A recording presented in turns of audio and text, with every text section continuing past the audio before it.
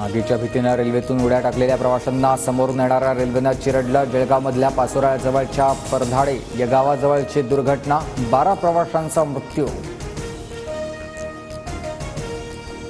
पुष्पक एक्सप्रेसनं अचानक ब्रेक लावल्यामुळे ठिणग्या उडाल्या। आग समजून उड्या टाकलेल्या लोकांना समोरून येणाऱ्या बंगळुरू एक्सप्रेसनं उडवलं। मृतांचा आकडा वाढण्याची भीती। आगीच्या शक्यतेने एकूण 30 ते 40 प्रवाशांनी रेल्वेतून उडी मारल्याचा अंदाज। 12 जणांचा चिरडून मृत्यू तर 10 ते 12 जखमींवर ग्रामीण रुग्णालयात उपचार सुरू। जळगावच्या जिल्हाधिकाऱ्यांची माहिती। मुख्यमंत्र्यांकडून जळगाव रेल्वे दुर्घटनेतील मृतांचा नातेवाईकांना मृतांच्या 5 लाखांची आर्थिक मदत। जखमींच्या उपचाराचा खर्च सरकार करणार।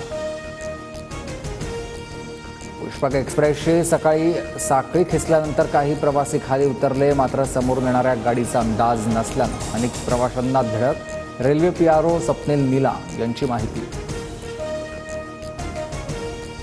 चहावाल्याने सांगितलं आग लागली आणि एक्सप्रेसमधले सर्व प्रवासी घाबरून पळायला लागले। त्यावेळी समोरून आलेल्या एक्सप्रेसनं 40 जणांना चिरड